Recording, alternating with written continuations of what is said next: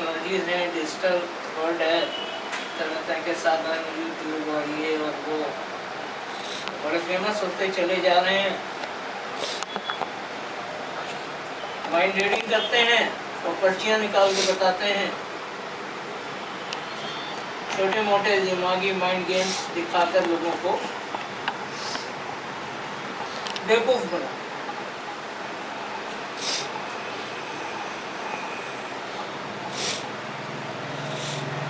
तो इस तरह से ना तो उनमें अब साधुता रही और ना ही शास्त्रियों और पंडितों में ज्ञान बचा। सब नंबर गेम और माइंड रीडिंग कर रहे हैं।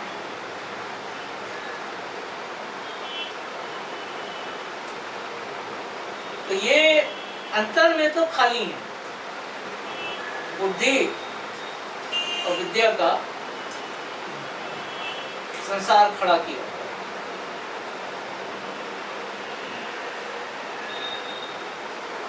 तो उंगली में गोली छिपा के रूट बांट रहा है, माइंड रीडिंग करके पर्चियां निकाल रहा है।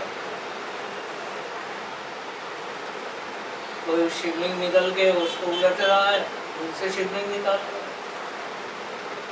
तरह तरह के तमाशे चमत्कार दिखा के दुनिया को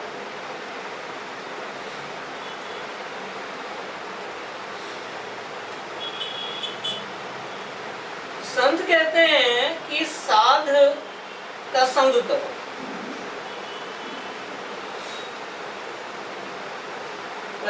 जब साध ही दुर्लभ हो गए तो संग कैसे और किसका करो।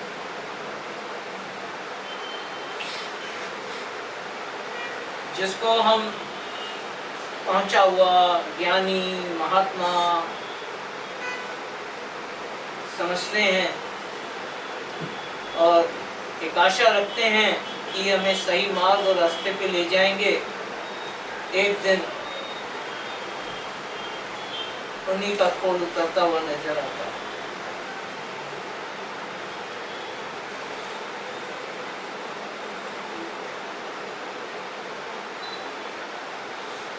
तो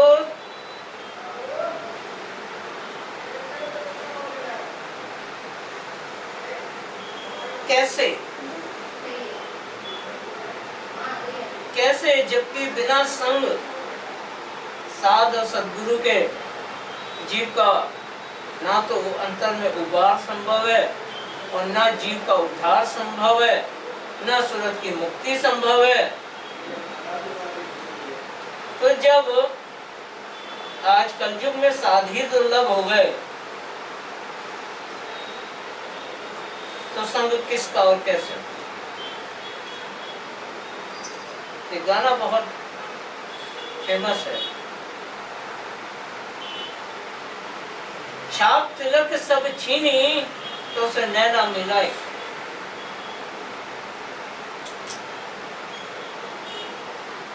जब सद्गुरु से नैना मिलते हैं यानी चेतना का ट्रांसफॉर्मेशन, सही शब्द बोला, ट्रांसफॉर्मेशन होता है। सद्गुरु से भक्त में समाती आंखों, इसीलिए कहा है सद्गुरु का गुरु नैन और माथा। जब वो मेहर और दया की दृष्टि पड़ गई, ऐसा तो वो सारी दुनिया, पर जब वो दया की दृष्टि पड़ती तो आंखों से आंखों में बस समा जाती है, किसी को पता नहीं चलता। तो छाप तिलक सब छीन, जिसे वो मिल गया फिर वो दुनिया छोड़ गया। छाप तिलक सब छीन, दुनिया का सारा प्रोपोगंडा खत्म हो गया तो उसे नैना। यही परमहंस जी की अर्ज थी कि प्रेम की दात बख्श। ये है प्रेम की दात, ये है प्रेम की दात। अरे जब हम इस मलिन संसार में किसी से आंखें मिल जाने पर प्रेम में फंस जाते हैं, तो सद्गुरु की जब वो चैतन्य दृष्टि हमें मिलेगी तो क्या प्रेम की दात ना मिलेगी। और वो ऐसा प्रेम होगा जो खालिस। तो छाप तिलक सब सब छिन जाता है। मैं ये हूँ, मैं वो हूँ, मैं वो हूँ, सब खत्म हो जाता है, सब छिन जाता है जब वो नैना मिलते हैं। वो ही है दया और मेहर की दृष्टि। पर कौन है जो उस दृष्टि को पा सकता है और उसकी अनुभूति कर सकता है? किसको वो अंतर में अनुभूति मिलेगी? जो संस्कारी, जिसके अंदर संस्कार है, जिसके अंदर वो कैपेबिलिटी है कि उस चैतन्य दृष्टि को अपने अंतर में समेट सके। जो मलिन दृष्टि है वो तो उसे समझ ही नहीं सकती और उस पर वो पड़ती भी नहीं।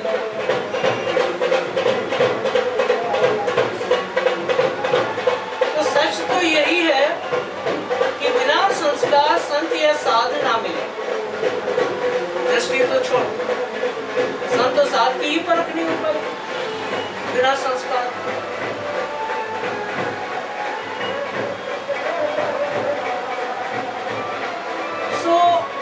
कुछ लोगों का सोचना है कि संस्कारी व्यक्ति को साध संग की जरूरत ही क्या है, तो ऑलरेडी संस्कारी है, अब साध संग करके कौन सा नया संस्कार मिल जाएगा? तो जीव चाहे संस्कारी हो या असंस्कारी, दोनों को ही साध संग की जरूरत है। पर दोनों में इतना अंतर जरूर हो रहेगा कि संस्कारी व्यक्ति पर सद्गुरु का वचन जल्दी असर करेगा और वह उसको सहज ही मान लेगा, और जो असंस्कारी व्यक्ति है उससे वचन सहजता से ना माना जाएगा, वो उसमें परख करेगा, इधर से उधर से टटोलेगा, परखेगा, तब उसको अगर जब उसका लगा कि नहीं भाई इसका कोई तोड़ नहीं है, तब माने। ये फर्क है संस्कारी और असंस्कारी।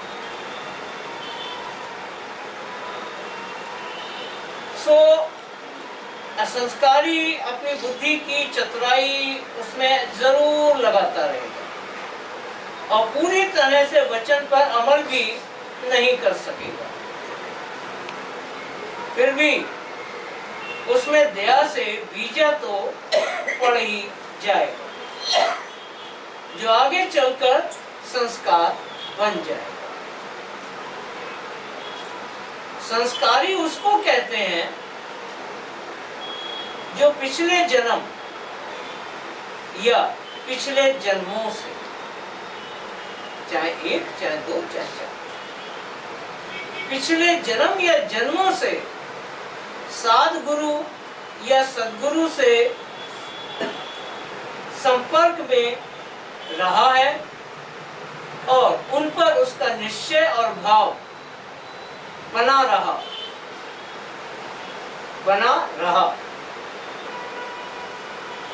इसका मतलब ये नहीं कि उसने बहुत तरक्कियां करनी, बस विश्वास और भाव बना रहा, विरोध ना हुआ, उन पर उसका विश्वास जड़ रहा, चाहे करनी हुई या ना हुई, वो संस्कार है, उसी में संस्कार।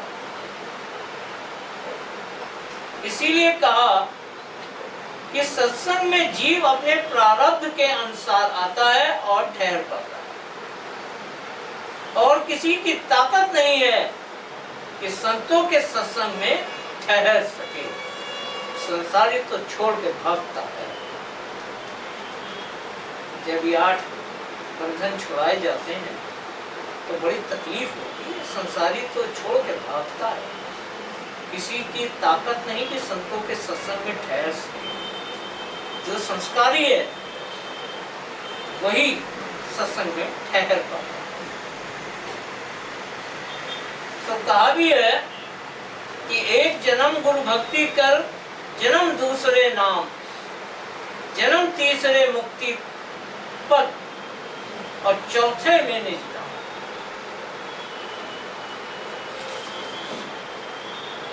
इतना सहज भी नहीं है कि कहीं से ढूंढ ढांड के सुन सुना के सदगुरु पकड़ लिया और हमारा भला उद्धार हो गया।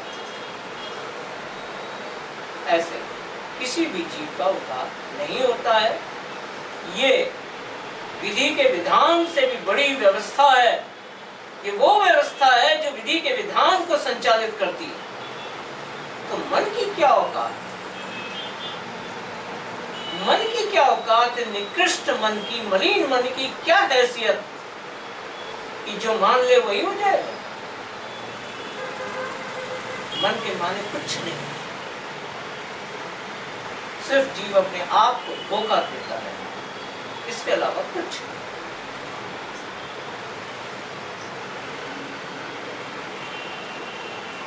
तो जीव के ये 4 जन्म दैहिक नहीं है। अब इसको अंतर में समझिए। जीव के ये 4 जन्म दैहिक नहीं है, पर अंतरी हैं। अंतरी 4 जन्म है ये जीव। जीव जो सद्गुरु के शरणागत होता है, यही पहला जन्म है। जब सद्गुरु के शरणागत हुआ तो संसारी जीवन छूट गया, एक नया जन्म होता है। फिर जब सद्गुरु की मेहर से सच्चे ध्यानात्मक नाम की प्राप्ति होती है, तब यह जीव का दूसरा जन्म है। नाम की कमाई और सद्गुरु की मेहर से जब सुरत अंग बरामद होता है, तब यह तीसरा जन्म है। सुरत जब शब्द को पकड़कर ऊंचे को खींचती है और सत्य देश में प्रवेश करती है, तभी यह चौथा जन्म है। चौथे में निज धाम।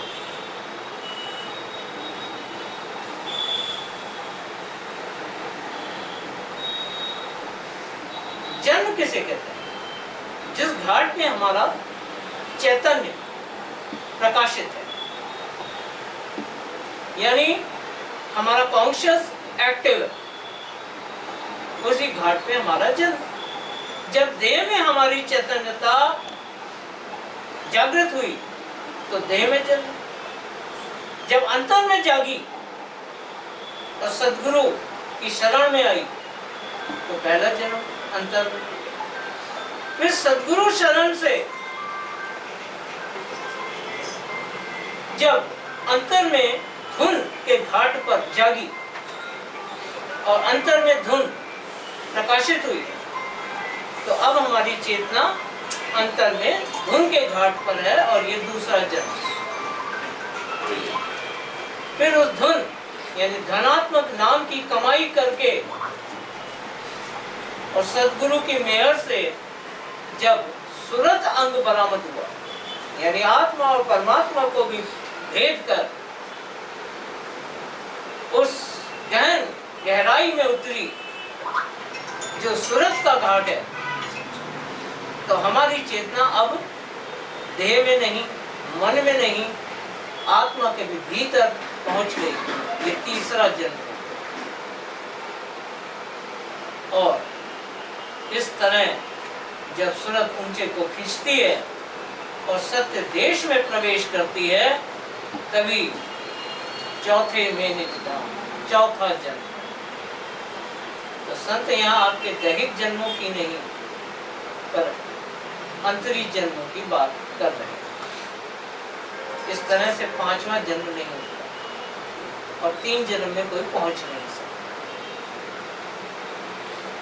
बाबूजी महाराज ने कहा कि 4 जन्मों में उद्धार निश्चित है, तो 3 जन्म में कोई पहुंच नहीं सकता और 5वां जन्म होता नहीं।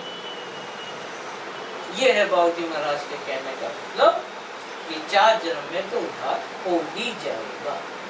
तो ये अंतरी जन्म है, ना कि शरीर।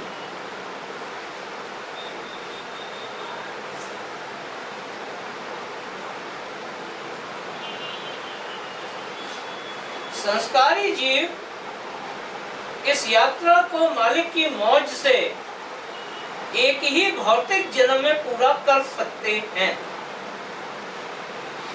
संस्कारी जीव इस अंतर यात्रा को मालिक की मौज से एक ही भौतिक जन्म में पूरा कर सकते हैं।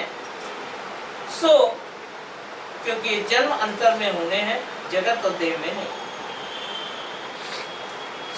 जिसमें इतने धैर्य और विश्वास की दृढ़ता का समावेश है, यानी जिसमें इतना धैर्य है कि वो बाल बाल बढ़ते हुए इस जीवन में अंत में निर्देश पहुंच जाए, और इतना विश्वास है कि बाल बाल तरक्की करता हुआ टिके ना। उसे मंजिल पे निशाना जिसका पक्का है, और उसमें धीरज और धैर्य है, जल्दबाजी नहीं। 4 महीने हो गए, 4 साल हो गए, 40 साल हो गए, तो जब कुल मालिक खुद कहते हैं कि 6 वर्ष की अवस्था से परमार्थ में लगा हूं, तब 60 साल की उम्र में पक्का हुआ है। 54 साल, और हम कान में उंगली डाल के चौथे दिन कहते हैं कुछ सुनाई नहीं पड़ा। यह हाल है जी, तो क्या मिलेगा उसे? जिंदगी का कहानी पकड़ता रहेगा, हाथ से तो कुछ नहीं। जिसमें इतने धैर्य और विश्वास की दृढ़ता का समावेश है, वही संस्कारी एक दिन निज घर पहुंच सकता है। तो जो संस्कारी जीव का भाग है, वो सद्गुरु भक्त की शरण में सहज ही बढ़ता चला जाता है। सद्गुरु की शरण में, हाजिरी में नहीं। वहां सद्गुरु का सत्संग हो गया, भीड़ में जाके बैठ गए, ना इधर से सुन लिया, इधर से निकाल दिया, अंदर कुछ गया ही कुछ नहीं मिला। शरण का मतलब है समर्पण। शरण का मतलब है समर्पण। सब कुछ चरणों में स्वाहा, अब मेरा नहीं, सब चरणों में जिसने अर्पित कर दिया, वो है सच्ची शरण। और जब तक मैं और मेरा बाकी रहा, न शरण न शरणागत, सब दिखावा और ढोंग। क्यों डर लगता है सद्गुरु के चरणों में मैं और मेरा को समर्पित करने? क्यों हिचक? कभी विचार करिए, मन क्यों रुक जाता? इसलिए क्योंकि सद्गुरु पर विश्वास नहीं है। मैं तो इन्हें अपना सब कुछ अर्पित कर दूं, और इन्होंने फिर कुछ गलत फायदा उठा लिया तो क्या होगा मेरा? मैं तो ना घर का रहूंगा ना घाट। यही विचार, यही विश्वास है।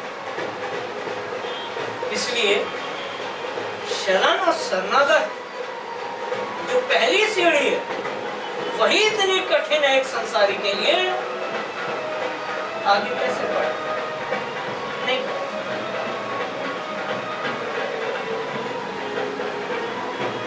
जब ब्रह्म में समावेश के लिए कृष्ण कहते हैं कि शीश कली पर रख कर आना, कली देवी को कहते हैं। अगर इतनी हिम्मत है कि अपना सर काट के हथेली पे रखकर समर्पित हो सकते हो तो आना, वरना मत आना। तो ब्रह्म के लिए तो शीश कली पर उतर आता है, और जीव शरणागति नहीं हो सकता। कैसे हो? तो जब शरणागति ही नहीं हो सकता, तो आगे की प्रक्रिया कहाँ चली? कभी नहीं चली। मन को झूठे दिलासे चाहे जितने देते रहो, कि मैं सत्संग करता हूँ, भंडारों में जाता हूँ, शब्द पाठ करता हूँ, विनती करता हूँ, प्रार्थना करता हूँ, अर्ज करता हूँ, ये करता हूँ, वो करता हूँ, मैं बकरे की तरह।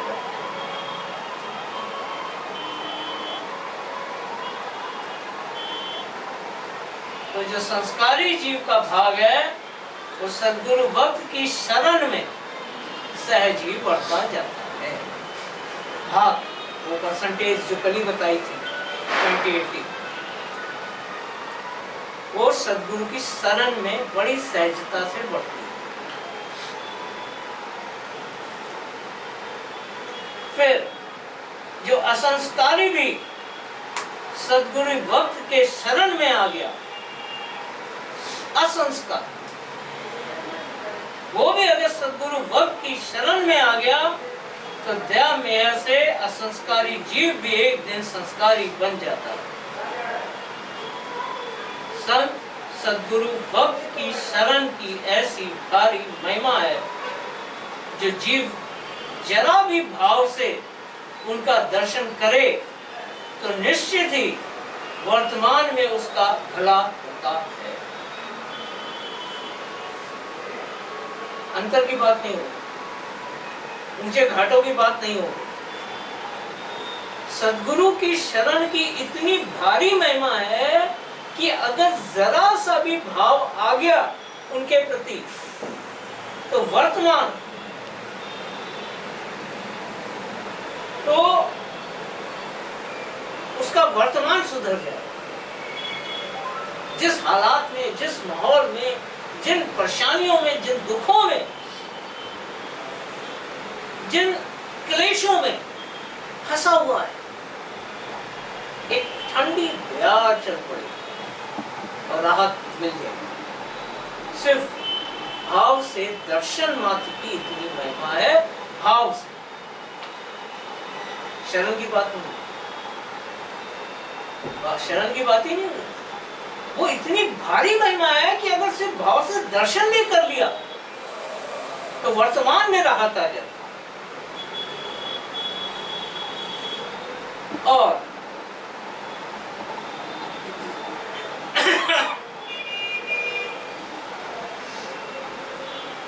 इतना ही सा फायदा नहीं कि मेरा वर्तमान सुख, जरा सा भाव सद्गुरु पर सच्चा आ गया, किनका जरा,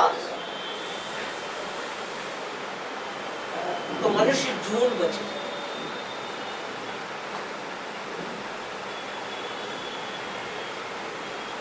मनुष्य जून बच जाएगी, मनुष्य जून अगले जन्म नहीं गिरेगा। क्यों? इसके पीछे की विज्ञान क्या है, क्या साइंस है? क्या आप अपने भावों को कंट्रोल कर सकते हैं?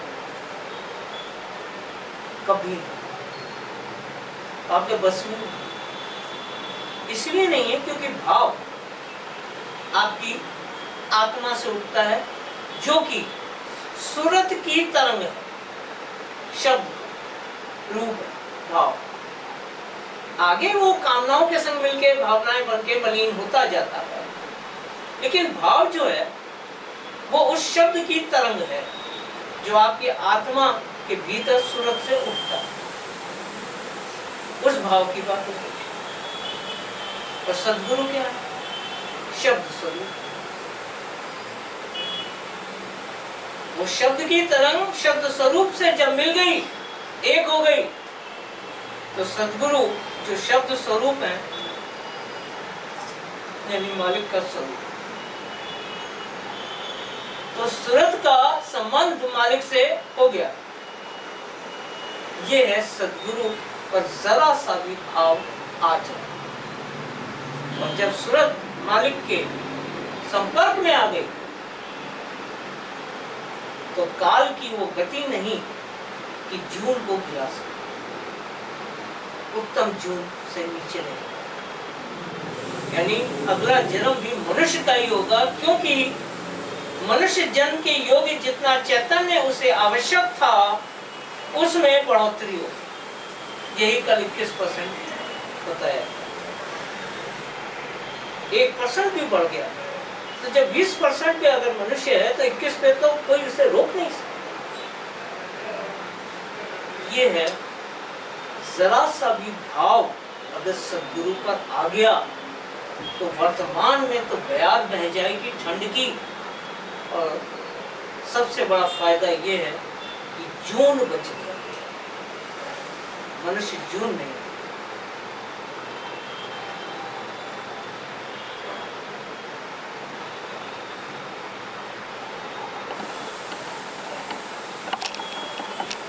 और आगे को उद्धार का मार्ग पाने का अधिकार जग जाता है।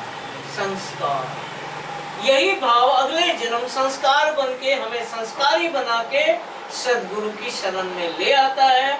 उस संस्कार के साथ जबकि हम बिना बुद्धि और विद्या का प्रयोग किए सदगुरु के वचन पर अमल कर पाते हैं और उद्धार का मार्ग खुल जाता है। सदगुरु की शरण की महिमा तो बहुत भारी है, अपरंपार है। यहाँ तो सिर्फ एक भाव की बात हो गई कि भाव का कितना प्रभाव है।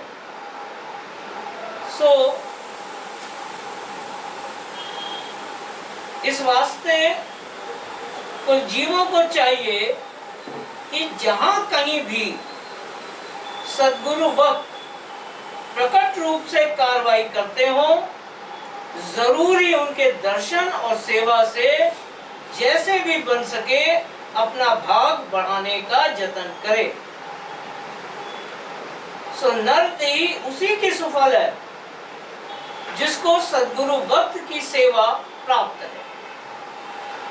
और सेवा इस भाव से होनी चाहिए कि दर्शनों के लिए कदम बढ़े तो पांव पवित्र हो जाते हैं, दर्शन करने से आंखें पवित्र हो जाती हैं, सदगुरु की महिमा करने से जबान पवित्र हो जाती है, सदगुरु का वचन सुनने से कान पवित्र हो जाते हैं और सब तरह की सेवा करने से कुल देह पवित्र हो जाती है।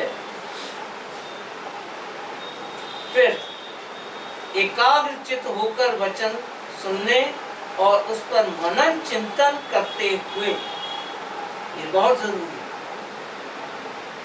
सुनकर नहीं, सुनकर उस पे मनन चिंतन करते हुए, उसको सोच विचार के समझते हुए व्यवहारिक रूप से अमल करने से जीव का अंतःकरण शुद्ध और पवित्र हो जाता है। समझकर उसके ऊपर अमल करने से अपने रहनी सहनी करनी में जो हमारा अंतःकरण है, मन चित्त बुद्धि और अहंकार, ये भी पवित्र हो जाता है और घट भीतर के पट खुल जाता है। सदगुरु के वचन को सुन के समझ के उस पर अमल करने से अंतःकरण शुद्ध होगा और जब अंतःकरण शुद्ध होगा तो घट के पट खुल जाएंगे, क्योंकि वो बंद ही इसलिए हैं क्योंकि अंतःकरण अशुद्ध है। कूड़े का ढेर जन्म जन्म से हमने दरवाजे पे लगा दिया है, ढेर कर दिया है। जब वो साफ हो जाएगा तो दरवाजा तो कभी बंद ही नहीं था। हमने उस पे अपने विचारों की मलिनता, कामनाओं वासनाओं की ढेर लगाकर उसे बंद किया हुआ है। जब अंतःकरण की सफाई हो जाएगी तो वो द्वार तो कभी बंद ही नहीं था, खुला ही था, खुला ही रहेगा। इस तरह से जो भी जीव सदगुरु भक्त की सेवा और शरण में लगा तो फिर सदगुरु की दया और सत्संग का फल उसके जीवन में साफ और स्पष्ट प्रकट होता चला जाता है। हमें दिखे ना दिखे, दुनिया को दिखने लगता है।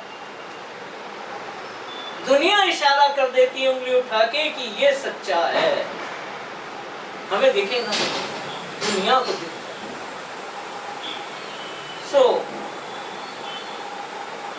इसमें जो आनंद है उसकी महिमा शब्दों में बयान नहीं की जा सकती।